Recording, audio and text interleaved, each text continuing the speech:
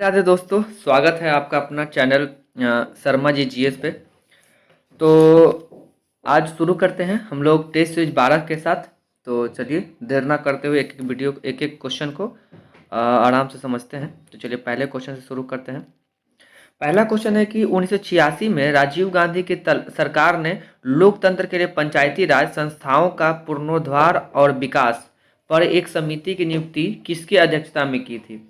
तो अगर लोकतंत्र के लिए पंचायती राज संस्थाओं का पुनरुद्धार और विकास की समिति की बात किया जाए तो ये किया गया था फ्रेंड्स एल.एम. सिंघवी। तो ऑप्शन ए जो हो जाएगा इसका करेक्ट आंसर हो जाएगा। देखिए एल.एम. जो सिंघवी समिति थी इसकी कुछ महत्वपूर्ण सिफारिश थी, तो उनकी कुछ सिफारिश देख लेते हैं। पहला था कि पंचायती राज संस्थाओं को संवैधानिक रूप से मान्यता देनी चाहिए। फिर था कि ग्राम पंचायतों को अधिक व्यवहारिक बनाने के लिए गाँवों को मान्यता दी जानी चाहिए। और था गांव के एक समूह के लिए न्याय पंचायतों की स्थापना की जानी चाहिए। और चौथा था ग्राम पंचायतों के पास अधिक वित्तीय संसाधन होनी चाहिए। ये सब इसकी सिफारिशें थी। चलिए अगले क्वेश्चन पे देखते हैं निम्नलिखित कथनों में से कौन सा सही है। तो अगर बात करें तो देखिए राज्यसभा के 12 सदस्यों को राष्ट्रपति द्वारा नामित किया जाता है। ये पहला ऑप्शन तो सही है फ्रेंड्स। आगे देख लेते हैं राज्यसभा के 12 सदस्यों को राज्यसभा के सभापति द्वारा नामित किया जाता है। ये गलत है। राज्यसभा के 15 से ये भी गलत है और राज्यसभा के 15 ये भी गलत। इसमें जो ऑप्शन ए है राज्यसभा के 12 सदस्यों को राष्ट्रपति द्वारा नामित किया जाता है। देखिए ये 12 सदस्य कौन कौन लोग हो सकते हैं। या तो वो कला में, साहित्य में, विज्ञान या समाज सेवा से संबंधित विशेष ज्ञान या व्यवहारिक अनुभव वाले व्यक्ति होते हैं। और राज्यसभा में अधिकतम जो सीटों की संख्या होती है वो फ्रेंड 250 निर्धारित की गई है। और वर्तमान में अभी जो राज्यसभा में 245 सदस्य हैं। और राज्यसभा में 225 सदस्य जो है राज्यों से प्रतिनिधित्व है और 8 जो है संघ राज्य क्षेत्र से आते हैं और 12 जो है राष्ट्रपति द्वारा मनोनीत किए जाते हैं। चलिए अगला क्वेश्चन देखते हैं। तीसरा नंबर क्वेश्चन है मिलान करना है। जैसे देखिए अब बात करें पंचवर्षीय योजना का, तो पंचवर्षीय योजना का जो मिलान हो जाएगा फ्रेंड्स ये हो जाएगा 1974। तो ऑप्शन इसका ये हो जाएगा सही है। अगर दूसरा का बात करें तो 1956 ये भी सही है। और 8वीं पंचवर्षीय योजना 1992, तो ऑप्शन इसका 4 हो जाएगा। और 7वीं पंचवर्षीय योजना कितना हो जाएगा 1985। ऑब्वियसली 92 वाला 8वीं हो जाएगा और 85 वाला पहले 7वीं हो जाएगा। तो अगर इसके अकॉर्डिंग आंसर का बात करें तो ऑप्शन बी जो हो जाएगा इसका करेक्ट आंसर हो जाएगा। चलिए अब थोड़ा पंचवर्षीय योजना के बारे में देख लेते हैं। जो दूसरा पंचवर्षीय योजना था 19 अप्रैल 1956 से प्रारंभ होता है और इसका मुख्य उद्देश्य क्या था फ्रेंड्स, समाजवादी समाज की स्थापना करना। और अगर पांचवी पंचवर्षीय योजना की बात करें तो 1974 में स्टार्ट होता है और इसका मुख्य उद्देश्य था गरीबी उन्मूलन और आत्मनिर्भरता की प्राप्ति। ठीक है ना, गरीबी उन्मूलन का जो पंचवर्षीय योजना संबंधित है ये क्वेश्चन बार बार पूछा जाता है। और अगर 7वीं पंचवर्षीय योजना की बात करते हैं 1985 से प्रारंभ होता है और इसका मुख्य उद्देश्य था फ्रेंड्स समग्र रूप से उत्पादकता को बढ़ाना और रोजगार के अधिक अवसर को जुटाना। और 8वीं पंचवर्षीय योजना का प्रारंभ 1992 में किया गया था और इसका मुख्य उद्देश्य था मानवीय संसाधन का विकास करना फ्रेंड्स। चलिए अगला क्वेश्चन देखते हैं। 4 नंबर क्वेश्चन है पिछड़े एवं विकासशील देशों के लिए रोलिंग प्लान का सुझाव किसके द्वारा दिया गया था। अगर ये रोलिंग प्लान का सुझाव का बात करें तो ये है जी मिर्डल। तो ऑप्शन ए जो है करेक्ट आंसर हो जाएगा। देखिए रोलिंग प्लान के अंतर्गत जो है ना अनवरत प्लान चलती रहती है। जैसे 1978 में प्रधानमंत्री मोरारजी देसाई के नेतृत्व में हमारे जनता पार्टी सरकार ने भारत के लिए स्वीकार किया था, तो आप इसको भी ध्यान रखेंगे। और भी कुछ देख लेते हैं योजना, जैसे ट्राइसेम योजना 1979 में आया, जवाहर रोजगार योजना 1989 में, प्रधानमंत्री रोजगार योजना 1993 में और भारत निर्माण योजना कब का आया था फ्रेंड 2005 में। तो आप इसको भी ध्यान रखेंगे। चलिए अब हम लोग 5वें क्वेश्चन की ओर बढ़ते हैं। 5वां क्वेश्चन है फ्रेंड्स निम्नलिखित में से किस लोक नृत्य का संबंध असम राज्य से नहीं है। देखिए नहीं का पूछा गया क्वेश्चन, आप ध्यान से पढ़ेंगे तो नहीं जो हो जाएगा। देखिए नट पूजा का संबंध असम राज्य से है, चोंगली भी, बिहू भी। तो बधाई हो जाएगा फ्रेंड्स, बधाई का ना असम राज्य से ये संबंधित नहीं है। अब बात करें बधाई है संबंधित कहाँ से, तो बधाई मध्य प्रदेश के बुंदेलखंड जिले में जो खुशी के अवसर पर ना इसको एक लोक नृत्य है जो खुशी के अवसर पर मनाया जाता है। अब बात करें झारखंड के लोक नृत्य का तो छऊ, सरहुल, कर्मा, विदेशिया ये सब झारखंड के हैं। और अगर उत्तराखंड का बात करें तो चपादी, कढ़वाली ये सब उत्तराखंड के। और छत्तीसगढ़ का बात करें तो पंडवानी, नवारानी और कालबेलिया बहुत फेमस फ्रेंड्स और हर बार क्वेश्चन पूछा जाता है। ये राजस्थान का लोक नृत्य है। और आप तमाशा को भी याद रखेंगे, तमाशा महाराष्ट्र का लोक नृत्य है। चलिए हम लोग अगले क्वेश्चन की ओर बढ़ते हैं। निम्न में से कौन अर्थशास्त्री राष्ट्रीय आय का दूरगामी कार्य किए हैं। तो फ्रेंड्स ये है BKR राव। तो ऑप्शन डी जो है ये करेक्ट आंसर हो जाएगा। देखिए स्वतंत्रता से पूर्व राष्ट्रीय आय की गणना करने वाले अर्थशास्त्रियों में BKR राव भी थे। अब भारत के प्रथम अर्थशास्त्री आधुनिक भारत के दादा भाई नौरोजी को माना जाता है। और अगर बात करें कि दादा भाई नौरोजी ने सर्वप्रथम धन निकासी सिद्धांत की चर्चा की थी, तो आप इसको भी ध्यान रखेंगे। देखिए एकाधिकार का अर्थ है, आप ये वर्ड बार बार सुनेंगे, मोनोपोली इसका मतलब होता है इंग्लिश में। देखिए एकाधिकार का मतलब जो एकल विक्रेता, मतलब उसको और कोई बेच नहीं सकता, बस एक ही लोगों का अधिकार है इसको बेचने का।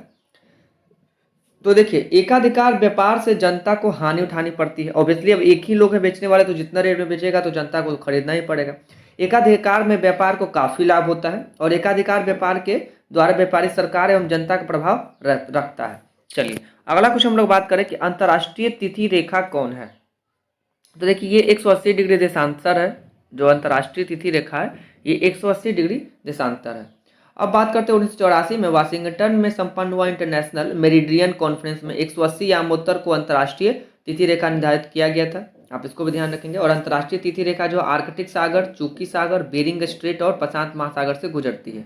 और शून्य अंश अक्षांश जो है ये शून्य अंश देशांतर अटलांटिक महासागर में कटती है। और दो देशांतर के बीच की जो दूरी होती है वो 4 मिनट होती है फ्रेंड्स, तो आप इसको भी ध्यान रखेंगे। चलिए अगला क्वेश्चन देखते हैं। कोणार्क मंदिर के देवता है। देखिए कोणार्क मंदिर में फ्रेंड्स सूर्य मंदिर है, ये सूर्य यहाँ के देवता है। और अगर बात करें तो मार्तंड का सूर्य मंदिर जो है वो कश्मीर में स्थित है। मोढेरा का सूर्य मंदिर गुजरात में स्थित है। और एक बुंडू का जो सूर्य मंदिर फ्रेंड्स वो रांची में स्थित है। और देव मंदिर जो है बिहार में औरंगाबाद जिले में काफी फेमस है। चलिए अगला क्वेश्चन हम बात करें। भारतीय संविधान का कौन सा अनुच्छेद राज्य सरकार को ग्राम पंचायत के गठन का निर्देश करता है।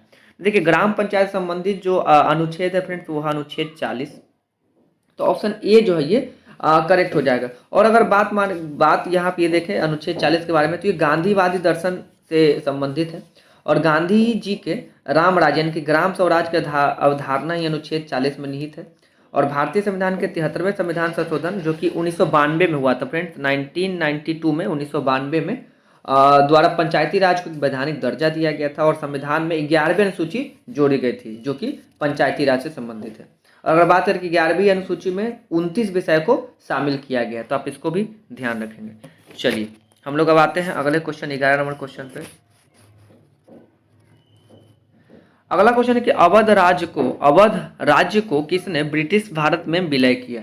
तो देखिए ये विलय किया था फ्रेंड्स लॉर्ड डलहौजी, आप लोगों को पता होगा हड़प नीति में काफी माहिर थे। देखिए अवध जो है 1856 में कुशासन के आधार पर विलय कर दिया गया। लॉर्ड डलहौजी ने अवध राज्य को दुधारू गाय या चेरी की संज्ञा दी थी, तो आप इसको भी याद रखेंगे, दुधारू गाय। 1848 में अवध का जो रेजिडेंट था कर्नल स्लीमैन को बनाया गया और जिसने कुशासन का आरोप लगाया था। और 1854 में आउटरम को स्लीमैन के स्थान पर भेजा गया जिसने भी क्या किया, कुशासन का आरोप लगाया। और इस रिपोर्ट के आधार पर 1856 में जो नवाब वाजिद अली शाह को गद्दी से हटा दिया जाता है। और 1857 के विद्रोह के समय अगर बात करें लखनऊ के विद्रोह का नेतृत्व किसने किया था, तो ये महक पड़ी यानी कि बेगम हजरत महल ने किया था, तो आप इनको भी ध्यान रखेंगे। चलिए अब आते हैं अगले क्वेश्चन पे। मिट्टी और पत्थर के टुकड़ों का पहाड़ी की तल की ओर गमन करना कहलाता है। फ्रेंड्स ये देखिए मृदा अपर्दन है, ठीक है ना, इसको मृदा अपर्दन कहते हैं। देखिए मृदा की जो कुछ इंच मिट्टी जो है उपजाऊ होती है जो अपर्दन के कारण नष्ट हो जाती है। और मृदा अपर्दन मुख्यतः हवा और जल से होता है। और मृदा के जो कुछ इंच मिट्टी बनने में हजारों साल लग जाते हैं, तो आप इसको ध्यान रखेंगे। चलिए अगला क्वेश्चन देखते हैं कि प्यूर्टो रिको खाई है निम्नलिखित में से किस महासागर में स्थित है। तो फ्रेंड्स ये है अटलांटिक महासागर में, ठीक है ना, तो ये अटलांटिक महासागर में स्थित है। अब इसकी गहराई की बात करें तो ये 8392 मीटर है। 8392 मीटर है इसकी गहराई फ्रेंड्स, आप इसको ध्यान रखेंगे। अब देखिए हम ऐसे ही कुछ गर्त का बात कर लें जो कि महासागर में पड़ता है, जो काफ़ी फेमस है। अब बात करें मेरियाना, तो मेरियाना आपको पता होगा जो मेरियाना ट्रेंच है ये प्रशांत महासागर में है। टोंगा ये भी प्रशांत महासागर में है। और मिंडनाओ ये भी प्रशांत महासागर में है। अब देखिए एक है रोमसे, तो रोमसे ये है दक्षिणी अटलांटिक महासागर में। और सुंडा जो है ये पूर्वी हिंद महासागर में पड़ता है, यानी कि जावा द्वीप। सुंडा भी आप याद रखेंगे। चलिए अब देखिए वर्तमान में अगर बात करें तो 57 गर्त हैं, ठीक है ना, जो खोजे जा चुके हैं, जिसमें से सबसे ज़्यादा 32 जो है प्रशांत महासागर में और 19 अटलांटिक महासागर में और 6 जो है वो हिंद महासागर में, ठीक है ना। चलिए अब अगला क्वेश्चन हम लोग देखते हैं। अगला क्वेश्चन है कि बुश बेल्ट घास स्थान पाए जाते हैं। देखिए जो बुश बेल्ट घास है फ्रेंड्स, ये दक्षिणी अफ्रीका में पाए जाते हैं, तो आप इसको ध्यान रखेंगे। और देखिए जो घास भूमि होता है ना, उसको दो भाग में विभाजित किया गया है। एक होता है उष्ण कटिबंधीय, एक होता है शीतोष्ण कटिबंधीय घास। तो उष्ण कटिबंधीय घास में ना अलग अलग देश में अलग अलग नाम से जानते हैं। जैसे अगर बात करें तो अफ्रीका में इसको सवाना बोलते हैं, ब्राजील में कैम्बोज बोलते हैं, वेनेजुएला और कोलंबिया आदि में इसको लानोस बोलते हैं।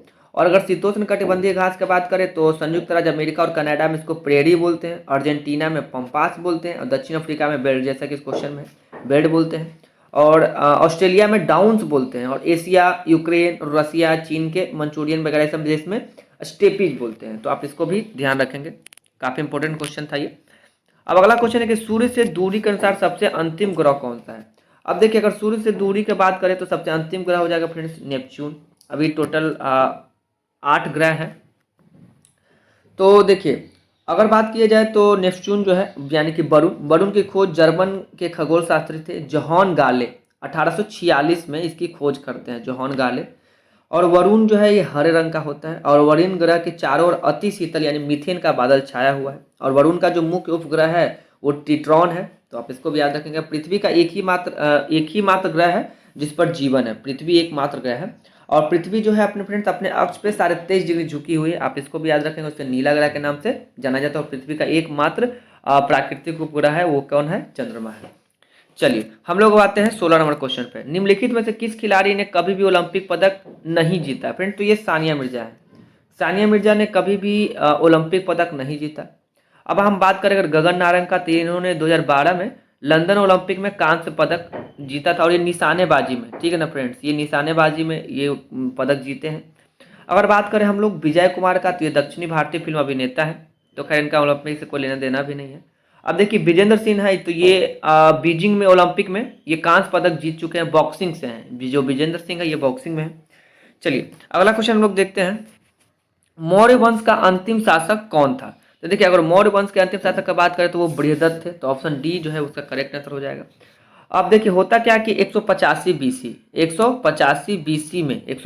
बीसी में बृहदत्त की हत्या हो जाती है, हत्या कर दी जाती है सेनापति पुष्यमित्र शुंग के द्वारा, ठीक है। और पुष्यमित्र शुंग ने उनकी हत्या करने के बाद शुंग वंश की स्थापना की। और जो पुष्यमित्र शुंग के दरबार में योग दर्शन के प्रवर्तक पतंजलि इन्हीं के दरबार में रहते थे, जो कि योग दर्शन के प्रवर्तक थे। और पतंजलि ने एक पुस्तक लिखी थी अष्टध्यायी, जो कि महाभारत से लिखी हुई है। और पुष्यमित्र शुंग जो है भारद्वाज कुल से ब्राह्मण थे। तो अगर बात कीजिए ब्राह्मणों का पहला जो अगर वंश था तो ये शुंग वंश था, जिसमें केवल ब्राह्मण लोग का वर्चस्व था। चलिए अब अगला बात करते हैं अगले क्वेश्चन का, यात्री इब्न बतूता कहाँ से आया था। फ्रेंड्स अगर बात करें यात्री तो ये मोरक्को से था, मोरक्को से आया था। और इब्न बतूता कब आया था, तो 1333 में, ठीक है ना। ये याद रखेंगे आप डेट, 1333 में ये भारत आया, 1333 ईस्वी में ये भारत आता है। मोहम्मद बिन तुगलक ने इब्न बतूता को दिल्ली का काजी नियुक्त किया था। और 1342 में इब्न बतूता को अपना राजदूत बनाकर मोहम्मद बिन तुगलक ने कहाँ भेज दिया था फ्रेंड्स, चीन भेज दिया था, चाइना में इसको भेज दिया गया था। और इब्न बतूता ने अपना यात्रा वृत्तांत लिखा था, उस बुक का नाम था रेहला।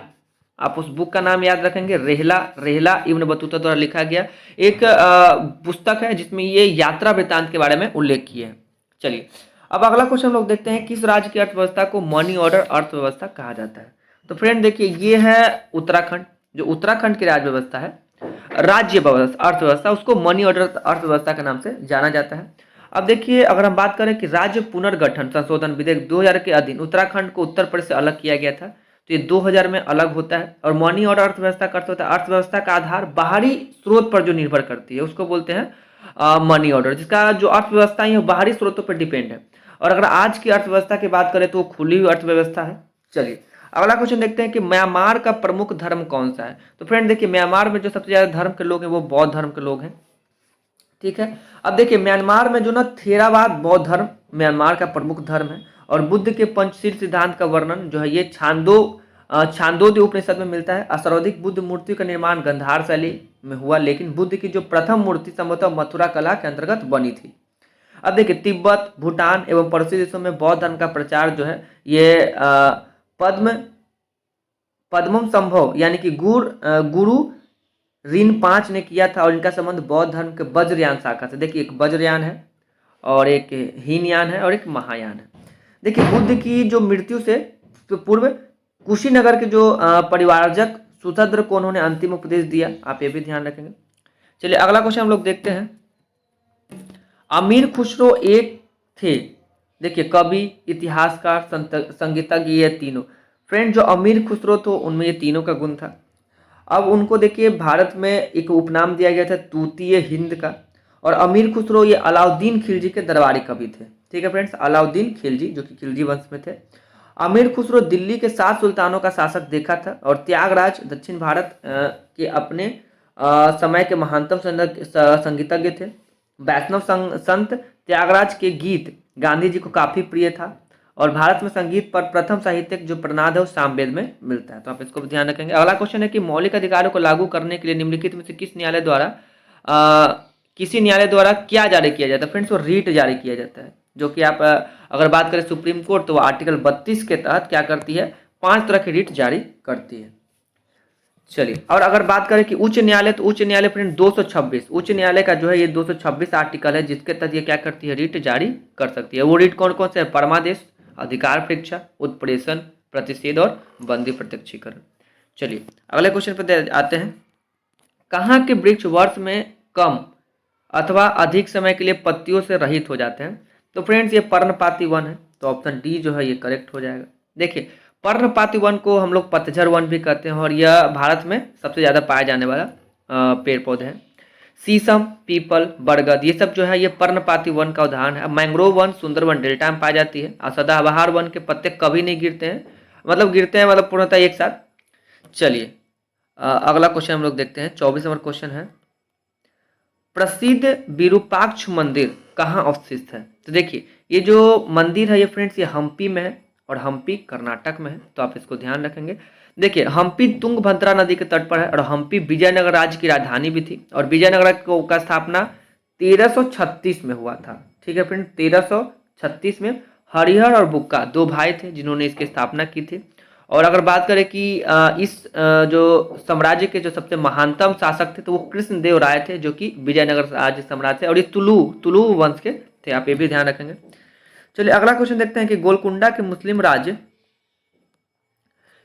का उदय किस प्राचीन हिंदू साम्राज्य के अवशेषों पर हुआ है? देखिए अगर गोलकुंडा का बात करें तो ये हो जाएगा वारंगल। ठीक है ना फ्रेंड्स, ये वारंगल जो प्राचीन है वो हिंदू राज्य के अवशेषों पर हुआ है। अलाउद्दीन खिलजी के समय प्रताप रुद्रदेव 3 वारंगल के शासक थे और प्रताप रुद्रदेव 3 ने मलिक काफूर की अधीनता स्वीकार कर ली थी और प्रताप रुद्रदेव तीसरे जो थे अलाउद्दीन खिलजी का अनिधस्त शासक बन गया था और वारंगल में काकतीय वंश की स्थापना की गई थी, आप इसको भी ध्यान रखेंगे। चलिए अगला क्वेश्चन देखते हैं कि भारत से आने वाले अब्दुल रज्जाक की हम्पी यात्रा के समय दक्षिण भारत में विजयनगर का शासक कौन था? तो फ्रेंड्स ये थे देवराज द्वितीय। देखिए विजयनगर राज्य में अनेक विदेशी आए जिसमें अब्दुल रज्जाक भी है जो राज्य की संवर्धि की चर्चा किया है। विजयनगर राज्य में अथवान यानी कि भू राजस्व विभाग को कहते थे। अब्दुल रज्जाक ने विजयनगर साम्राज्य में 300 बंदरगाह होने का उल्लेख किया है और डोमिंग पायस और बारबोसा कृष्णदेव के शासनकाल में भारत आए थे और इटली के यात्री निकोला कोंटी ये भी देवराय प्रथम के शासनकाल में भारत आए थे, तो आप इसको भी याद रखेंगे। देखिए वेद शब्द का अर्थ है, तो वेद शब्द का क्या अर्थ है फ्रेंड्स? ज्ञान। वेद मीन्स होता है ज्ञान, नॉलेज। तो देखिए अब अगर बात करें वेद कितने हैं तो 4 वेद है। ऋग्वेद जो कि सबसे पुराना है, सामवेद, यजुर्वेद, अथर्ववेद। देखिए त्रिवेद में ऋग्वेद, सामवेद और यजुर्वेद आते हैं, अथर्ववेद नहीं आते हैं। ठीक है ना। एक और 5वां वेद है फ्रेंड्स जिसको तिरुकुराल कहा जाता है और तिरुकुराल दक्षिण भारत का वेद है और उपनिषद का अर्थ होता है निष्ठा पूर्वक पास बैठना। ठीक है फ्रेंड, तो आप इसको भी ध्यान रखेंगे। चलिए अब आते हैं 29 नंबर क्वेश्चन पे। देखिए सांभर लवन झील कहाँ स्थित है? देखिए अगर सांभर झील की बात करें तो ये राजस्थान में स्थित है, तो ऑप्शन डी जो है इसका करेक्ट आंसर हो जाएगा। देखिए सांभर झील जो है ना ये भारत का सबसे बड़ी खारे पानी की झील है और डल एवं बुलर झील जम्मू कश्मीर केंद्र शासित प्रदेश में स्थित है और सुकना झील जो फ्रेंड्स ये चंडीगढ़ में स्थित है और अनुपम झील बिहार के कैमूर वन्य जीवन अभयारण्य में स्थित है, तो आप इसको भी ध्यान रखेंगे। अब करके भारत में सबसे पहली रेलगाड़ी कब चलाई गई? तो देखिए भारत में सबसे पहले रेलगाड़ी चलाई गई थी फ्रेंड्स 1853 में। ये डेट बहुत इंपॉर्टेंट है, आप इसको याद रखेंगे। 1853 में ये डेट था 16 अप्रैल 1853। भारत में बॉम्बे और थाने के बीच करीबन 34 किलोमीटर की दूरी तय की गई थी रेलगाड़ी से। ठीक है। और अगर बात करें कि लॉर्ड डलहौजी के समय ही भारत में रेल का परिचालन शुरू होता है। और रेलवे बोर्ड की स्थापना फ्रेंड्स 1905 में होती है। रेलवे बोर्ड की स्थापना 1905 में हुआ। और सबसे अधिक रेलवे का विस्तार फ्रेंड्स लॉर्ड कर्जन के समय में हुआ था। ठीक है ना, ये लॉर्ड कर्जन 1905 में ही था। चलिए अगला क्वेश्चन पे आते हैं। 31 नंबर क्वेश्चन है, निम्नलिखित में से वो कौन सी नदी जिसका उद्गम भारतीय क्षेत्र में नहीं हुआ है। देखिए महानदी है, ब्रह्मपुत्र है, रावी है, चिनाब है। तो फ्रेंड्स ये जो ब्रह्मपुत्र नदी है इसका जो उद्गम है भारतीय क्षेत्र में नहीं हुआ है। देखिए ये निकलता कहाँ से फ्रेंड्स, ये तिब्बत में मानसरोवर झील से निकलता है। ठीक है ना, और उसके बाद ये होते हुए भारत में प्रवेश करता है। और ब्रह्मपुत्र नदी को फ्रेंड्स जो तिब्बत में ना सांगपो कहते हैं, और ब्रह्मपुत्र नदी को अरुणाचल प्रदेश में दिहांग के नाम से जाना जाता है। और ब्रह्मपुत्र नदी की कुल लंबाई की बात करें तो यह है 2900 किलोमीटर। ठीक है ना फ्रेंड्स, इसकी जो लंबाई है 2900 किलोमीटर है, जबकि भारत में 916 किलोमीटर इसकी लंबाई है। देखिए दिहांग, लोहित, धनश्री, पगलादिया, मानस, तिस्ता, संकोश, ये सब ब्रह्मपुत्र की ट्रिब्यूटरी रिवर यानी कि सहायक नदियां हैं। तो आप इसको भी ध्यान रखेंगे। अगला क्वेश्चन है कि को भारत आंदोलन की ग्रैंड ओल्ड लेडी कहा जाता है। देखिए ये कहा जाता है फ्रेंड्स अरुणा आशफ अली को। इनको भारत की ना ग्रैंड ओल्ड लेडी के नाम से जाना जाता है, अरुणा आशफ अली। देखिए अरुणा आशफ अली को भारत छोड़ो आंदोलन के दौरान ग्वालियर टैंक मैदान में भारतीय ध्वज फहराने के लिए जाना जाता है। अरुणा आशफ अली 1958 में दिल्ली की प्रथम महापौर बनी और उन्होंने मीडिया प्रकाशन गृह शुरू किया था। सरोजिनी नायडू की बात करें तो भारतीय राष्ट्रीय कांग्रेस के कानपुर अधिवेशन 1925 की अध्यक्षता करने वाली पहली भारतीय महिला थी। 1924 का जो अधिवेशन था बेलगांव में हुआ था, जिसमें गांधी जी ने अध्यक्षता किया था, एकमात्र अधिवेशन। अब बात करें सरोजिनी नायडू को भारत कोकिला यानी कि नाइटिंगेल ऑफ इंडिया के नाम से भी जाना जाता है। और सरोजिनी नायडू भारत की पहली महिला राज्यपाल थी जो कि उत्तर प्रदेश की बनी थी।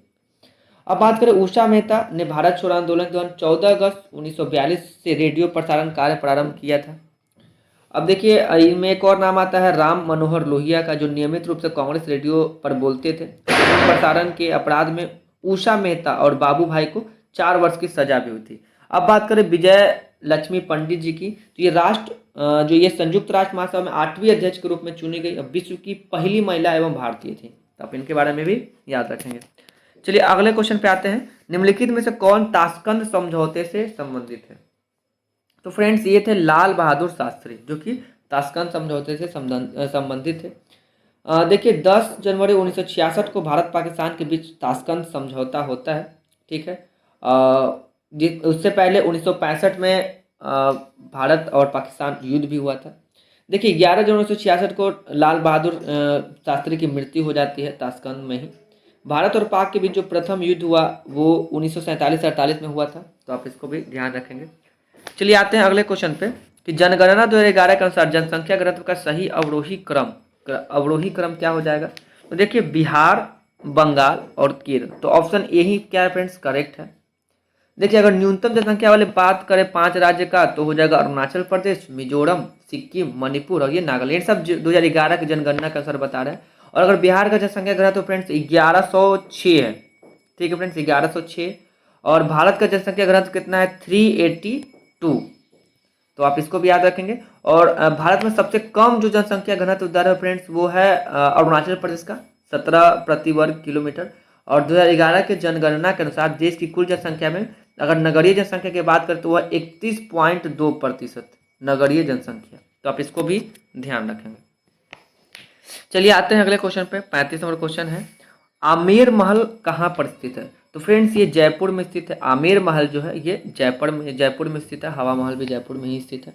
देखिए आमेर जो महल था ये सवाई जयसिंह जो कि जयपुर के प्रसिद्ध शासक थे। सवाई जयसिंह ने 5 स्थानों पर जंतर मंतर का भी निर्माण करवाया था। सवाई जयसिंह को खगोल विद्या में काफी रुचि थी और जयपुर को पिंक सिटी भी कहा जाता है। तो आप इसको ध्यान रखेंगे। अगला क्वेश्चन है कि कौन सा बाघ संरक्षित स्थल नहीं है। बाघ के लिए वो नहीं है। तो फ्रेंड्स वो सुल्तानपुर जो है ये बाघ के लिए संरक्षण स्थल नहीं है। सुल्तानपुर देखिए झील अभयारण्य हरियाणा में स्थित है। यह झील अभयारण्य विभिन्न जल पक्षी के लिए जाना जाता है। और अगर बात करें सरिस्का तो ये भी राजस्थान में है और ये नेशनल पार्क अभयारण्य है। बांदीपुर कर्नाटक में है, ये भी नेशनल पार्क अभयारण्य। और मानस ये कहाँ आश्रम में है और ये भी अभयारण्य है, नेशनल पार्क। चलिए अगला क्वेश्चन देखते हैं। जुलाई 2023 में इसरो ने PSLV C56 रॉकेट से किस देश के 7 उपग्रहों को सफलतापूर्वक प्रेक्षित किया था? तो फ्रेंड्स ये ए हो जाएगा ऑप्शन सिंगापुर, ठीक है ना, सिंगापुर इसका करेक्ट आंसर हो जाएगा ए। देखिए इस मिशन को सफल होने से भारत 1999 से 2023 तक 36 देशों के कुल 431 विदेशी उपग्रह लॉन्च कर चुका है। 431 431 सेटेलाइट है फ्रेंड्स, ये लॉन्च कर चुका है। और इसरो ने वर्ष 2023 में मार्च में LVM-3 रॉकेट से ब्रिटेन के बनबेव से संबंधित 36 उपग्रहों को लॉन्च किया था। और इसरो ने अप्रैल 2023 में PSLV रॉकेट से सिंगापुर के 2 उपग्रह एक टेलोस 2 और ल्यूमिलाइट 4 उपग्रह को लॉन्च किया था। चलिए अब आते हैं अगले 38 नंबर क्वेश्चन पे। 38 नंबर क्वेश्चन है कि भारत पर हुनों का आक्रमण किसके शासनकाल में हुआ था? तो फ्रेंड्स ये हुआ था स्कंदगुप्त के समय में, ठीक है ना। जो हुनों का जो आक्रमण होता है ये स्कंदगुप्त के समय में होता है। देखिए स्कंदगुप्त हुन को पूरी तरह परास्त कर दिए थे। स्कंदगुप्त को जो है ना अंतिम महान गुप्त शासक के रूप में जाना जाता है। और स्कंदगुप्त के जो जूनागढ़ अभिलेख है से सुदर्शन झील को पुनः मरम्मत कराने का भी प्रमाण मिलता है। उस समय सौराष्ट्र का गवर्नर कौन थे? ये पर्णदत्त थे। पर्णदत्त ने अपने पुत्र चक्रपालिका को आदेश दिया सुदर्शन झील का निर्माण करवाने के लिए, तो आप इसको भी याद रखेंगे। अगला क्वेश्चन है वह प्रथम राष्ट्रीय या नेशनल पार्क कौन सा जिसे भारत में स्थापित किया गया था? देखिए अगर बात करें सबसे पहले तो ये जिम कॉर्बेट नेशनल पार्क था, जिसको सबसे पहले जो राष्ट्रीय उद्यान था जिसको स्थापित किया गया। जो इसको कब किया गया था फ्रेंड्स? तो 1936 में। इसका डेट आप याद रखेंगे। जो national Jim Corbett national park है इसको 1936 में स्थापित हुआ और ये उत्तराखंड में स्थित है। शीतकाल में भारत में साइबेरियाई जो सारस है ये केवलादेव घाना पक्षी अभ्यारण्य राजस्थान में दिखाई देती है। भगवान महावीर उद्यान जो है ये गोवा में स्थित है।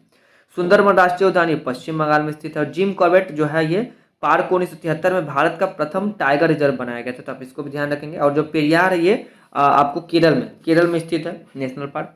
चलिए अब आते हैं अगले क्वेश्चन पे, 40 नंबर क्वेश्चन।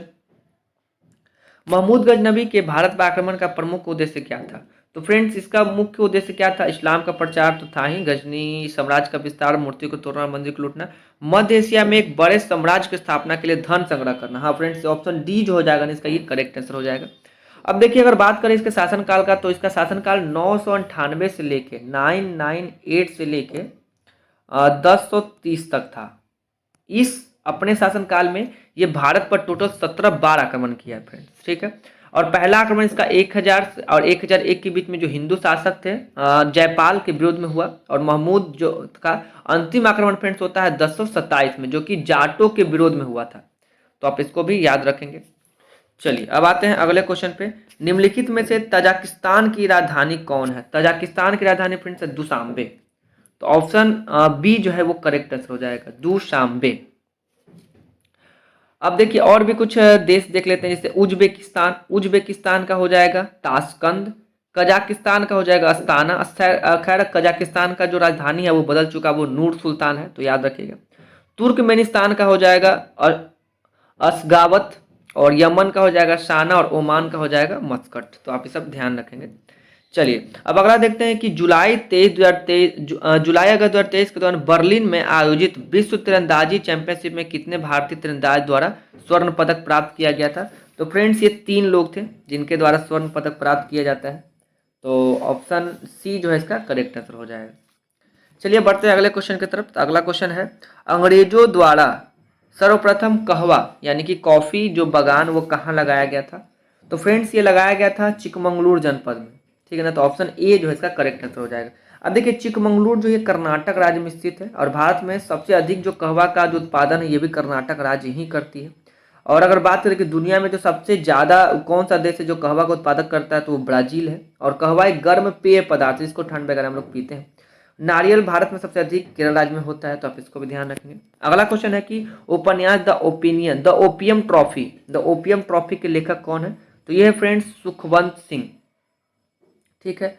अगर बात करें और भी कुछ पुस्तक जैसे द सील्ड कोविशील्ड, तो ये इसके लेखक हैं Prakash Kumar Singh. Interpreter of the maladies Jhumpa Lahiri. Half और लाइफ ये लिखे हैं BS नायपाल। डॉलर बहू के लेखक हैं सुधा मूर्ति। और अगर बात करें ए सूटेबल बॉय तो ये विक्रम सेठ द्वारा लिखी गई पुस्तक है। चलिए अब आते हैं अगले क्वेश्चन पे। अगला क्वेश्चन है कि निम्नलिखित में से कौन लोकसभा के प्रथम अध्यक्ष थे? तो फ्रेंड्स ये थे GV मावलंकर, ठीक है ना। अगर पहले लोकसभा के अध्यक्ष की बात करें तो वो जीवी मावलंकर थे, और ये इनके ऊपर अविश्वास प्रस्ताव भी लाया गया था, और ये पहले व्यक्ति थे जो पद पे रहते हुए इनकी मृत्यु हो गई थी। और अगर बात करें प्रथम दलित स्पीकर, तो ये कौन थे? जीएमसी, ठीक है ना फ्रेंड्स, जीएमसी बाल योगी, ये पहले दलित स्पीकर थे। बाल योगी का भी पद पर रहते दुर्घटना का मृत्यु को प्राप्त हो गए थे वो भी। ये भारत के सबसे युवा स्पीकर थे। और अगर बात करें प्रथम महिला स्पीकर कौन थी, तो ये मीरा कुमार थी। इनके बारे में भी आप याद रखेंगे। चलिए आते हैं अगले क्वेश्चन पे। नदियों को जोड़ने यानी कि इंटर लिंकिंग ऑफ रिवर्स के कार्यक्रम के अंतर्गत नदी से केन नदी को जोड़ने का कार्य निर्माणाधीन किस नदी को? तो बेतवा रिवर को फ्रेंड। तो ऑप्शन जो डी है इसका करेक्टनेस हो जाएगा, बेतवा रिवर को केन नदी से जोड़ने का कार्य अभी निर्माणाधीन है। देखिए केन नदी है कहाँ फ्रेंड्स? तो ये मध्य प्रदेश स्थित कैमूर की पहाड़ियों से निकलती है और 427 किलोमीटर की दूरी तय करने के बाद उत्तर प्रदेश के बांदा में यमुना से मिल जाती है। अब बेतवा भी मध्य प्रदेश के रायसेन जिले से निकलती है और लगभग 576 किलोमीटर की दूरी करने के बाद वो उत्तर प्रदेश के हमीरपुर में यमुना में मिल जाती है। यह देश का पहला नदी जोड़ो प्रोजेक्ट है। इस परियोजना का पूरा हो जाने के से उत्तर प्रदेश और मध्य प्रदेश में जो बुंदेलखंड जो क्षेत्र में सूखा प्रभावित क्षेत्र है उसको बहुत ज़्यादा लाभ मिलेगा। भारत में नदी जोड़ो का विचार जो है सर्वप्रथम 1858 में एक ब्रिटिश सिंचाई जो इंजीनियर थे सर आर्थर थॉमस कॉटन ने दिया था। तो आप इसको ध्यान रखेंगे। चलिए आते हैं अगले क्वेश्चन पे। अगला क्वेश्चन है कि मैक्सिको की खाड़ी और लेब्राडोर नामक निम्नलिखित में से किसके भाग है? तो देखिए जो मैक्सिको की खाड़ी है और लेब्राडोर है फ्रेंड्स, ये अटलांटिक महासागर के भाग है। तो ऑप्शन डी जो है इसका करेक्ट आंसर हो जाएगा। देखिए अटलांटिक महासागर उस विशाल जल राशि का नाम है जो यूरोप तथा अफ्रीकी महाद्वीपों को एक नई दुनिया के महाद्वीपों से पृथक करती है, अलग करती है। अब देखिए प्रवाल भित्तियां प्रशांत महासागर की प्रमुख विशेषता है। और अगर बात करें सेलिबीज सागर तो ये आर्कटिक महासागर में स्थित है। चलिए आते हैं अगले क्वेश्चन पे। मिस वर्ल्ड 2023 प्रतियोगिता का आयोजक देश है? तो फ्रेंड्स ये है अपना प्यारा देश भारत। भारत ही आयोजक किया था इसका मिस वर्ल्ड 2023 का। मिस वर्ल्ड प्रतियोगिता की जो शुरुआत है फ्रेंड्स ये 1951 में हुआ था। 1951 से मिस वर्ल्ड की प्रतियोगिता की स्टार्ट होती है और इसमें पहली बार जो मिस वर्ल्ड का खिताब जीती थी फ्रेंड्स वो किकी हांकीसन थी जो कि स्वीडन से थी। और 2023 से पहले 1996 में मिस वर्ल्ड प्रतियोगिता का आयोजन भारत में किया गया था। और भारत की जो पहली मिस वर्ल्ड विजेता थी वो रीता फाड़िया थी 1966 में फ्रेंड्स। 1966 में रीता फाड़िया पहली भारत की मिस वर्ल्ड विजेता थी। कुल 6 मिस वर्ल्ड भारत से अभी तक जीती गई हैं जिसमें रीता फाड़िया, ऐश्वर्या राय, डायना हेडन, युक्ता मुखी, प्रियंका चोपड़ा और मानुषी छिल्लर का नाम शामिल है। तो आप इनका नाम भी याद रखेंगे। चलिए आते हैं अगले क्वेश्चन पे कि मध्य प्रदेश में आयोजित खेलो इंडिया यूथ गेम 2023 में आकाश कुमार ने किस खेल में स्वर्ण पदक जीता? तो फ्रेंड्स ये आकाश जो है ये तलवारबाजी से संबंधित है। आकाश कुमार तलवारबाजी से संबंधित है। देखिए खेलो इंडिया यूथ गेम्स में बिहार के खिलाड़ियों द्वारा कुल 7 पदक, एक स्वर्ण, रजत, एक रजक और 5 कांस्य पदक के साथ बिहार 24वां स्थान पर रहा था जो कि मध्य प्रदेश में आयोजित हुआ था खेलो इंडिया यूथ गेम 2023। तो आप इसको ध्यान रखेंगे। चलिए अब आते हैं अगले क्वेश्चन पे कि जुलाई 2023 में कौन सा देश संघाई सहयोग संगठन एससीओ का स्थायी सदस्य बना है?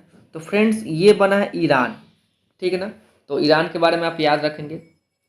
देखिए जुलाई 2023 में ईरान जो है संघाई संगठन का नया सदस्य बनता है और ईरान को एससीओ के 2021 की दुशांबे शिखर सम्मेलन में स्थायी सदस्य बनाने का निर्णय लिया गया था। और ईरान के सदस्य बनने से संघाई सहयोग संगठन वर्तमान अभी कुल 9 सदस्य हो गए हैं। 9 सदस्य देश हैं जिसमें Bharat, Kazakhstan, Kyrgyzstan, Tajikistan, Uzbekistan, Russia, Pakistan, चीन और ईरान वर्तमान में संघाई सहयोग संगठन का सदस्य देश है। अगर बात करें कि इसकी स्थापना कब हुई थी तो 2001 में हुआ था फ्रेंड। 2001 में चीन में हुआ था, ठीक है ना। तो आप इसको भी याद रखेंगे। संघाई सहयोग संगठन की जो स्थापना होती है 2001 में चाइना में। चलिए आते हैं अगले क्वेश्चन पे। 51 नंबर क्वेश्चन देखते हैं। अपने रेल नेटवर्क को कौन सा राज्य द्वारा 100% विद्युतीकरण करने वाला भारत का पहला राज्य बन गया है? तो फ्रेंड्स आपको पता होना चाहिए ये है Kerala, sorry Haryana. Option C जो हो जाएगा इसका करेक्ट आंसर हो जाएगा हरियाणा। देखिए हरियाणा जो है विद्युतीकरण करने के मामले में पूरा का पूरा 100% कर लिया है रेल नेटवर्क। और अगर बात करें कि 100% घरों में विद्युतीकरण प्राप्त करने वाला पहला राज्य कौन बना है तो गुजरात बना है और दूसरा आंध्र प्रदेश है। और एलपीजी कनेक्शन देने वाला पहला राज्य कौन बना है 100% तो वो हिमाचल प्रदेश है। और हर घर जल जो है प्रमाणन प्राप्त करने वाला भारत का पहला राज्य कौन बना है फ्रेंड्स? गोवा बना है। आप पूरी तरह से अगर डिजिटल बैंकिंग का वाला बात करें तो वो राज्य है केरल, जो कि पूरी तरीके से डिजिटल बैंकिंग वाला राज्य बन गया है। तो आप ये सब फैक्ट याद रखेंगे। चलिए, और अगर विद्युतीकरण के लिए बात करें तो वो हो जाएगा हरियाणा। चलिए आते हैं अगले क्वेश्चन पे। आंख की रेटिना पर बनने वाला प्रतिबिंब समानुपाती होता है। तो फ्रेंड्स, ये प्रतिबिंब का आकार बटा वस्तु का आकार, तो ऑप्शन जो डी है इसका करेक्ट आंसर हो जाएगा। देखिए, आंख के रेटिना पर बनने वाला प्रतिबिंब उल्टा और वास्तविक होता है और स्पष्ट दूरी के लिए न्यूनतम 25 सेंटीमीटर होती है और सामान्य आंखों से देखी जा सकने वाली अधिकतम दूरी अनंत है फ्रेंड्स। और लेंस की क्षमता को हम लोग डायोप्टर में नापते हैं, तो आप इसको भी ध्यान रखेंगे। आइए अगले क्वेश्चन पर देखते हैं। अनुदैर्ध्य तरंग संचरण में विरलन के स्थानों पर माध्यम का घनत्व और दाब सामान्य अवस्था की तुलना में होता है। तो तुलना में क्या होता है फ्रेंड्स, कम होता है। तो ऑप्शन बी जो है इसका करेक्ट आंसर हो जाएगा। देखिए, जो अनुप्रस्थ तरंग है में कणों की जो कंपन की गति है ये तरंग के संचरण की गति के लंबवत होती है। ध्वनि की क्या एक यांत्रिक तरंग है, ना कि विद्युत चुंबकीय तरंग है, आप इसको ध्यान रखेंगे। और ध्वनि निर्वात में गमन नहीं कर सकती। ध्वनि की चाल ठोस में सबसे ज़्यादा, उससे कम द्रव में और सबसे कम गैस में होती है। ठीक है, और आपको ये बात ध्यान रखना है कि जो ध्वनि है वो निर्वात में गमन नहीं कर सकती। चलिए अगले क्वेश्चन में देखते हैं कि लाल और हरा रंग को मिलाने पर कौन सा रंग बनता है। अगर आप लाल और हरा को मिलाते हैं फ्रेंड्स तो आपको एक नया रंग मिलेगा, वो है पीला। तो ऑप्शन सी जो है इसका करेक्ट आंसर हो जाएगा। देखिए, 3 रंग है फ्रेंड्स, लाल, हरा और नीला को प्राथमिक रंग कहा जाता है। जो पीला है मैजेंटा और पीकॉक नीला को द्वितीय रंग कहते हैं। जब 2 रंग परस्पर मिलने से श्वेत प्रकाश उत्पन्न करते हैं तो उसे पूरक रंग कहते हैं। रंगीन टीवी में प्राथमिक रंग का उपयोग किया जाता है, यानी कि लाल, हरा और नीला। चलिए अब आते हैं अगले क्वेश्चन पे। 55 नंबर क्वेश्चन है, जर्मेनियम क्रिस्टल में आबंध है। तो जर्मेनियम क्रिस्टल फ्रेंड्स सहसंयोजी आबंध है। तो ऑप्शन बी जो है इसका करेक्ट आंसर हो जाएगा। देखिए, जब 2 सदृश या असदृश परमाणु अपनी बाह्यतम कक्षा के इलेक्ट्रॉन का आपस में साझेदारी करके संयोग करते हैं तब उनके बीच स्थित बंध को सहसंयोजक बंधन कहते हैं। सहसंयोजक बंधन जो है दृढ़ और दिशात्मक होता है और इसका जो द्रव्यांक एवं कथवांक क्या होता है फ्रेंड्स, निम्न होता है। तो आप इसको ध्यान रखेंगे। आइए अगले क्वेश्चन की तरफ बढ़ते हैं। एक गेंद को निर्वात में 49 मीटर प्रति सेकंड की चाल से ऊपर फेंका जाता है। उच्चतम बिंदु तक पहुंचने के लिए उस गेंद द्वारा लिया गया समय क्या होगा। देखिए, अगर हम लोग बनाने की बात करें फ्रेंड्स तो देखिए इसमें क्या होता है, अगर उच्चतम बिंदु तक पहुंचने में जो लगा होगा समय ये हो जाएगा फ्रेंड्स टी बराबर यू अपॉन जी। देखिए, अब u इसमें कितना दिया हुआ है 49 मीटर प्रति सेकंड, तो हो जाएगा 49 मीटर प्रति सेकंड, 49 मीटर प्रति सेकंड। और g का मान कितना होता है फ्रेंड्स 9.8 मीटर प्रति सेकंड स्क्वायर होता है। जब हम इसको सॉल्व करेंगे तो आ जाएगा 5 सेकंड। तो 5 सेकंड क्या हो जाएगा फ्रेंड्स, इसका आंसर हो जाएगा। तो ऑप्शन सी जो है इसका करेक्ट आंसर हो जाएगा। आप इसका फॉर्मूला याद रखेंगे। इसका फॉर्मूला हो जाएगा t equal to u upon g. T हो गया टाइम। देखिए, u जो हो गया, एक गेंद को निर्वात में 49 मीटर प्रति सेकंड की चाल से ऊपर फेंका गया है और g का वैल्यू कितना होता था फ्रेंड 9.8 मीटर प्रति सेकंड स्क्वायर। तो इसका वैल्यू आप इस यहाँ से निकाल सकते हैं। चलिए अब आते हैं अगले क्वेश्चन पे। 57 नंबर क्वेश्चन है कि परम शून्य तापक्रम पर अर्धचालक की चालकता होती है। तो फ्रेंड्स ये शून्य हो जाती है। तो ऑप्शन ए जो है इसका करेक्ट आंसर हो जाएगा। चलिए अब आते हैं अगले क्वेश्चन पे। 58 नंबर क्वेश्चन है, कैथोड किरणें हैं। तो कैथोड किरणें क्या होती हैं, ये इलेक्ट्रॉनों की धारा होती है। तो ऑप्शन ए जो है इसका करेक्ट आंसर हो जाएगा। देखिए, कैथोड किरणें अदृश्य होती हैं और ये सीधी रेखाएं में चलती है। चलिए अब आते हैं अगले क्वेश्चन पे। मानव शरीर में कहाँ पाचन एवं श्वसन मार्ग एक दूसरे को अतिक्रमित करते हैं। तो फ्रेंड्स ये करते हैं ग्रसनी में। ठीक है ना, पाचन एवं जो श्वसन मार्ग है फ्रेंड्स ये ग्रसनी में एक दूसरे को अतिक्रमित करते हैं। तो ऑप्शन ए इसका करेक्ट आंसर हो जाएगा। देखिए, ग्रसनी है ना, ये नासा गुहा के ठीक पीछे होता है और वक्ष गुहा में एक जोड़ी फेफड़े होते हैं, ये लाल रंग या गुलाबी का होता है जो स्पंज की तरह होता है। और भोजन जो पूर्णतः फ्रेंड्स ये छोटी आंत में पचता है और खाना के पाचन में पित्त महत्वपूर्ण भूमिका निभाती है और पित्त का जो स्राव है फ्रेंड्स ये यकृत करता है। चलिए अब आते हैं अगले क्वेश्चन पे। लोहा या लौह चुंबकीय होता है। देखिए, 770 डिग्री सेल्सियस से कम ताप पर। ठीक है ना फ्रेंड्स, तो ऑप्शन डी जो है इसका करेक्ट आंसर हो जाएगा। देखिए, वह तापमान जिस पर लौह चुंबकीय पदार्थ अनुचुंबकीय पदार्थ में बदल जाता है वो क्यूरी तापमान कहलाता है। और कुछ धातु का अगर क्यूरी तापमान की बात करें तो देखिए, लोहा का होता है 1043 केल्विन, CO का होता है 1400, निकेल का होता है 627 केल्विन, GD का होता है 292 केल्विन। लोहा निकल और जो मैग्नेटाइट है ये लौह चुंबकीय पदार्थ है। सोना चांदी तांबा ये जो है ये प्रति चुंबकीय पदार्थ है। क्यूरी ताप या क्यूरी बिंदु वह ताप होता है जिस पर उस पदार्थ का स्थायी चुंबकत्व क्या हो जाता है फ्रेंड्स, समाप्त हो जाता है। चलिए अब आते हैं 61 नंबर क्वेश्चन में, किसमें एल्यूमिनियम नहीं होता है? तो ये नहीं होता फ्रेंड्स फ्लूओस्पार में, तो ऑप्शन बी जो है इसका करेक्ट आंसर हो जाएगा। अगर फ्लूओस्पार का शब्द का अगर हम सूत्र का बात करें तो ये होता है CaF2, CaF2, ठीक है फ्रेंड्स, CaF2 इसका होता है। और अगर एल्यूमिनियम के अगर हम प्रमुख अयस्क का बात करें तो बॉक्साइट हो जाएगा। और माइका का अगर अणुसूत्र का बात करें तो KAl2 AlSi3O10 हो जाएगा। और एक होता है फेल्ड्स्पार, फेल्ड्स्पार का जो है अणुसूत्र का बात करें तो AlSi3O8 हो जाएगा।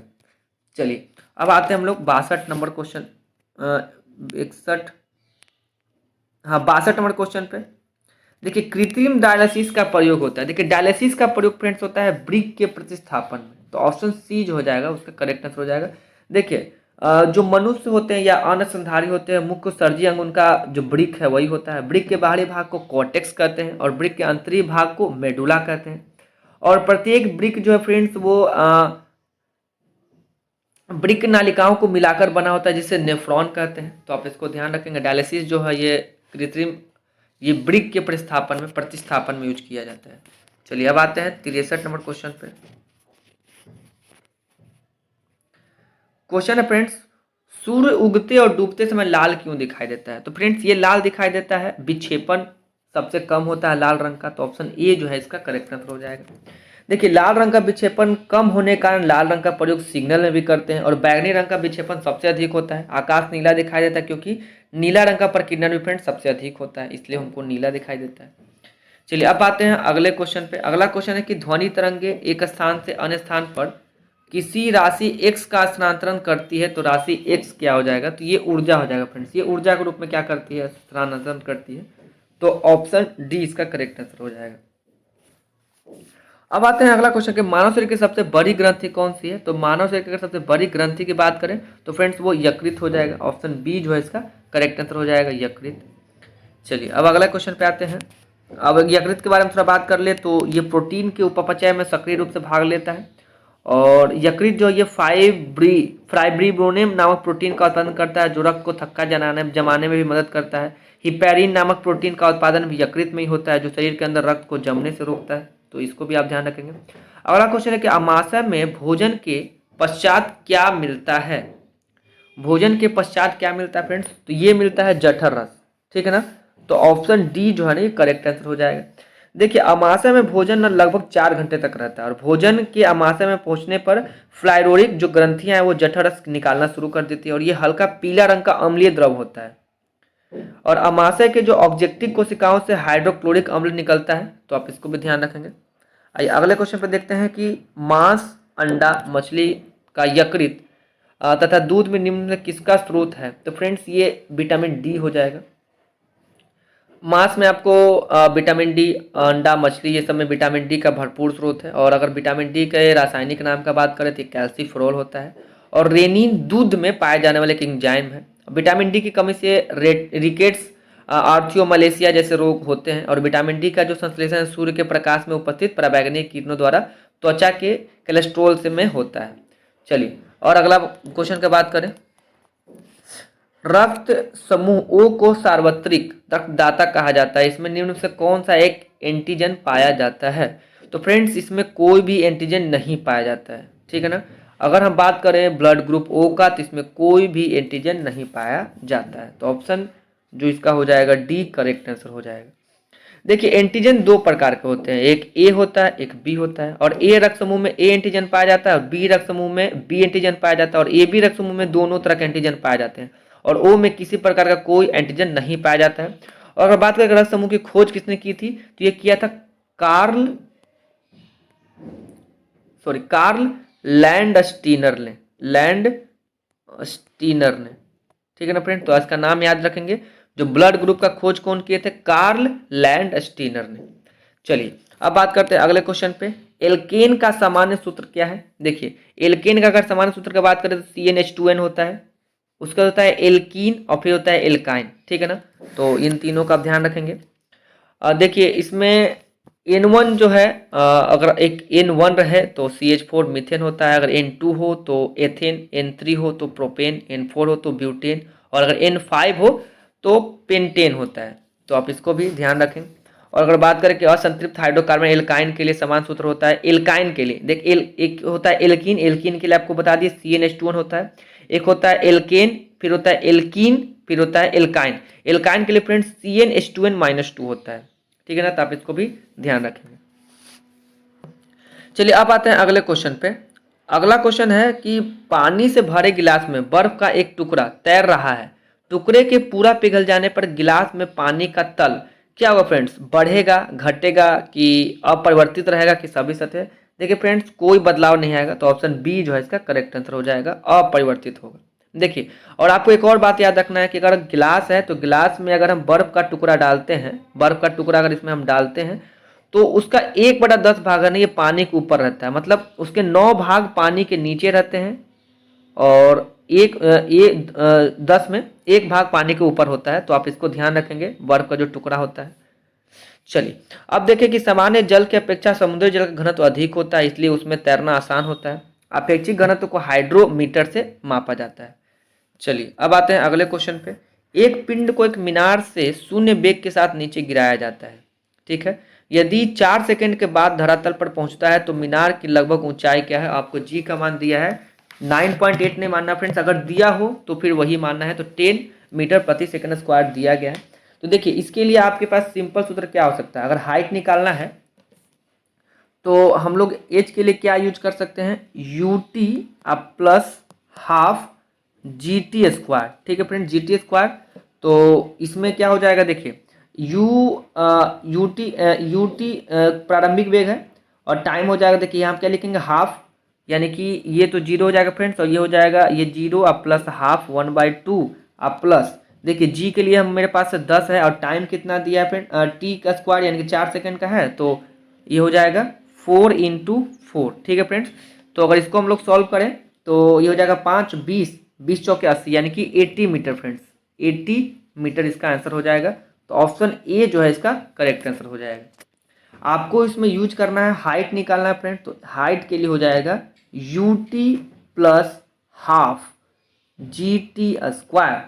और देखिए यू प्रारंभिक वेग होता है तो UT ये 0 हो जाएगा प्लस हाफ के लिए तो बस हाफ लिखना है और GT का दिया हुआ वैल्यू 10 और टाइम दिया है 4 × 4। अगर आप इसको सॉल्व करते तो ये 5 बार में जाएगा तो 5 चौके 20 और चौके 80 हो जाए कितना मीटर। तो ऑप्शन जो है इसका ए करेक्ट आंसर हो जाएगा, ऑप्शन ए जो है फ्रेंड्स वो करेक्ट आंसर हो जाएगा। आइए आते हैं अगले क्वेश्चन पे। जब किसी धातु को गर्म किया जाता है तो इसका प्रतिरोध, तो इसका प्रतिरोध मतलब अगर बात करें रेजिस्टेंस में क्या फर्क पड़ेगा फ्रेंड्स, घट सकता है, बढ़ जाता है, बढ़ जा सकता है या घट सकता है या नियत रहता है। तो अगर बात करें फ्रेंड तो ये बढ़ जाता है, तो इसकी प्रतिरोधक क्षमता क्या हो जाती है, बढ़ जाती है। तो ऑप्शन बी इसका करेक्ट आंसर हो जाएगा। देखिए जब गर्म करते हैं तो वस्तु के अणु के बीच टकराव अधिक होता है और उसी अनुपात में प्रतिरोध बढ़ जाता है। गैस वस्तु में समंजक बल का मान कम हो जाता है, ठोस वस्तु में और समंजक बल अधिक होता है। चलिए अब देखिए कुछ पदार्थ है उसमें प्रतिरोध कब कैसे घटता है। अगर देखिए धातु है तो तापमान के बढ़ने से प्रतिरोध भी बढ़ जाता है, अगर अधातु है तो तापमान के बढ़ने से उसका प्रतिरोध घट जाता है, अगर मिश्र धातु होगा तो तापमान के बढ़ने से अब कोई फर्क नहीं पड़ेगा फ्रेंड्स, और अगर विद्युत अपघटन घटे होगा तो तापमान के बढ़ने से ये भी घट जाएगा, और अगर अर्धचालक होता है तो तापमान के बढ़ने से इसका जो प्रतिरोधक क्षमता है वो कम हो जाता है। चलिए अब आते हैं अगले क्वेश्चन पे। सब्जी के रूप में खाया जाने वाला छत्रक है, तो देखिए हम लोग इसको कवक बोलते हैं, तो ऑप्शन बी जो है इसका करेक्ट आंसर हो जाएगा। हम लोग कवक को खा लेते हैं सब्जी के रूप में। देखिए हीरोइन अफीम पोस्ता से प्राप्त होती है, ठीक है। केसर मसाला बनाने में पौधा का जो वर्तिकाग्र भाग है वो काम में लाया जाता है, और सामान्य प्रयोग में आने वाला मसाला लौंग जो ये फूल की कली होती है, आप इसको भी ध्यान रखेंगे। अब आते हैं अगले क्वेश्चन पे। डीएनए संरचना का मॉडल किसने दिया था, तो फ्रेंड्स ये दिया था वाटसन और क्रिक ने। दोहरी जो मॉडल संरचना है ये वाटसन और क्रिक ने दिया था, तो आप इसको ध्यान रखेंगे। चलिए अब आते हैं अगले क्वेश्चन पे। विटामिन ई का महत्वपूर्ण स्रोत क्या है। अगर विटामिन ई के महत्वपूर्ण स्रोत की बात करें तो अंकुरित अनाज। अंकुरित अनाज फ्रेंड्स विटामिन ई के लिए काफ़ी अच्छा स्रोत है। विटामिन ई का अगर रासायनिक नाम का बात करें तो टेकोफेरॉल होता है, और विटामिन ई की कमी से जनन शक्ति कम हो जाती है। और विटामिन रासायनिक नाम उसका स्रोत देख लेते हैं। विटामिन ए का जो रासायनिक नाम होता है वो रेटिनॉल होता है। Vitamin B 1 thiamine, vitamin B 2 हो जाता है riboflavin, vitamin C ascorbic acid, और विटामिन डी हो जाएगा कैल्सीफेरॉल, जिसके लिए स्रोत आप मक्खन, घी, अंडे, मछली का यूज कर सकते हैं, मछली के तेल वगैरह का। अब आते हैं 76 नंबर क्वेश्चन पे। 76 नंबर क्वेश्चन फ्रेंड्स, यहाँ से मैथ के क्वेश्चन शुरू होते हैं। तो चलिए इसका आंसर देख लेते हैं। तो 71 का जो हो जाएगा फ्रेंड्स, 76 का हो जाएगा ऑप्शन नंबर ए 56 सेंटीमीटर। 77 का हो जाएगा फ्रेंड्स बी 5। आता है 78, देखते हैं। 78 का हो जाएगा ऑप्शन नंबर ए। 79 का हो जाएगा ऑप्शन नंबर ए। 80 का हो जाएगा फ्रेंड्स ऑप्शन नंबर सी 3/4। 81 का हो जाएगा बी 3x-4y। 82 का हो जाएगा फ्रेंड्स डी 5। और 83 का हो जाएगा सी 21 power n ratio 20 power n। 84 का अगर बात करते हैं तो 84 का हो जाएगा friends option number C 6 kilometre. 85 का हो जाएगा ऑप्शन नंबर सी 6 वर्ष। और अगर बात करें 86 का, तो 86 का हो जाएगा ऑप्शन नंबर बी 5/31। 87 का हो जाएगा ऑप्शन नंबर डी 1020 रुपये। अब आइए 88 नंबर क्वेश्चन देखते हैं। 88 नंबर क्वेश्चन फ्रेंड्स, इसका आंसर हो जाएगा ऑप्शन नंबर सी 3900 किलोग्राम। 89 का हो जाएगा फ्रेंड्स ऑप्शन नंबर ए 5/8। 90 का देख लेते हैं, ऑप्शन नंबर डी हो जाएगा 15 व्यक्ति। 91 नंबर क्वेश्चन है, इसका हो जाएगा ऑप्शन नंबर ए। 92 का हो जाएगा ऑप्शन नंबर बी। 93 नंबर क्वेश्चन देखते हैं। 93 का हो जाएगा फ्रेंड्स ऑप्शन नंबर ए। 94 का हो जाएगा ऑप्शन नंबर ए 90। 95 का देख लेते हैं, ऑप्शन नंबर हो जाएगा ए 1000। 96 का फ्रेंड्स हो जाएगा ऑप्शन नंबर बी। 97 का बात करें तो 97 का हो जाएगा फ्रेंड्स ऑप्शन नंबर सी। 98 का ऑप्शन नंबर डी। अभी 99 नंबर देख लेते हैं। 99 का हो जाएगा फ्रेंड्स ऑप्शन नंबर डी 40 घंटे। 100 का भी हो जाएगा ऑप्शन नंबर डी 25 दिन। 101 का देख लेते हैं। 101 का हो जाएगा ऑप्शन नंबर डी, यहाँ से रीजनिंग क्वेश्चन शुरू है, मदिरा। ऑप्शन नंबर 102 का हो जाएगा friends option number A Australia. Option number 103 का हो जाएगा फ्रेंड्स ऑप्शन नंबर बी 182। 104 का हो जाएगा बी XSUQ। 105 का हो जाएगा फ्रेंड्स ऑप्शन नंबर ए 36। 106 का हो जाएगा ऑप्शन नंबर डी नारंगी।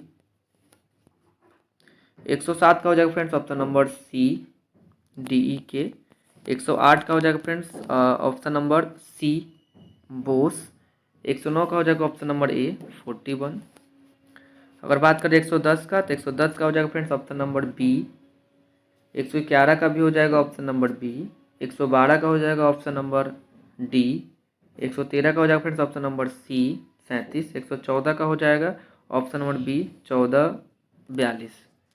चलिए अब आइए अगले क्वेश्चन देखते हैं। 115 नंबर क्वेश्चन। 115 का हो जाएगा फ्रेंड्स ऑप्शन नंबर सी 108। 116 का हो जाएगा ऑप्शन नंबर बी 84। 117 का ये देखते हैं। 117 का हो जाएगा फ्रेंड्स ऑप्शन नंबर सी केवल एक तर्क मजबूत है। 118 का बात करें तो 118 का हो जाएगा ऑप्शन नंबर सी या तो एक दो मजबूत है, या तो एक या तो दो मजबूत है। 119 का बात करें तो ऑप्शन नंबर बी हो जाएगा। पहले हो जाएगा कच्ची धातु, फिर हो जाएगा प्रक्रिया, फिर हो जाएगा शुद्ध करना, फिर हो जाएगा धातु, फिर हो जाएगा मिश्र धातु। आइए 120 नंबर क्वेश्चन देखते हैं। ऑप्शन नंबर बी हो जाएगा इसका करेक्ट आंसर 75 डिग्री।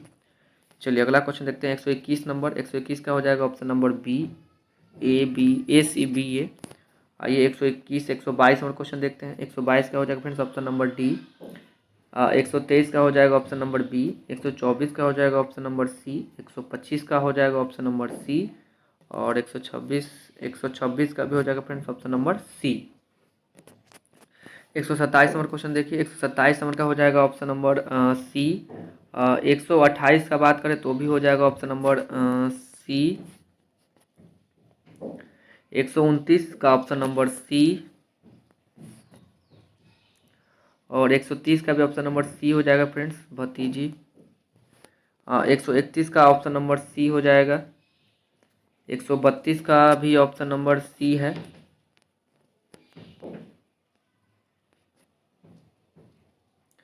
133 का फ्रेंड्स हो जाएगा बी। 134 देखते हैं, तो 134 का हो जाएगा ऑप्शन नंबर ए। 135 का हो जाएगा फ्रेंड्स ऑप्शन नंबर सी। 136 का देखिए ऑप्शन नंबर बी। 137 का हो जाएगा ऑप्शन नंबर डी। 138 का हो जाएगा फ्रेंड्स ऑप्शन नंबर बी। 139 देखते हैं, 139 का हो जाएगा ऑप्शन नंबर ए। 140 का हो जाएगा ऑप्शन नंबर बी। 141 का हो जाएगा फ्रेंड्स ऑप्शन नंबर बी। 142 का ऑप्शन नंबर ए। 143 का हो जाएगा फ्रेंड्स ऑप्शन नंबर ए। 144 देख लीजिए, 144 का हो जाएगा ऑप्शन नंबर डी। 145 का हो जाएगा फ्रेंड्स ऑप्शन नंबर ए। 146 का हो जाएगा ऑप्शन नंबर सी। 147 नंबर देखते हैं, 147 का हो जाएगा फ्रेंड्स ऑप्शन नंबर सी। 148 का हो जाएगा ऑप्शन नंबर सी। 149 का देखिए, 149 का हो जाएगा ऑप्शन नंबर डी। और 150 का हो जाएगा ऑप्शन नंबर बी। तो इस प्रकार फ्रेंड्स हमने इसके सारे क्वेश्चन को अच्छे से डील किया है। तो बाकी इसी तरह सपोर्ट करते रहें, और बहुत बहुत धन्यवाद आप लोग का। तो चलिए मिलते हैं अब अगले सीरीज में, टेस्ट नंबर 13 में। तो अपने दोस्तों के साथ शेयर कीजिए और लाइक करते रहिए और कमेंट भी कीजिए। मिलते हैं अगले वीडियो में, तब तक के लिए धन्यवाद।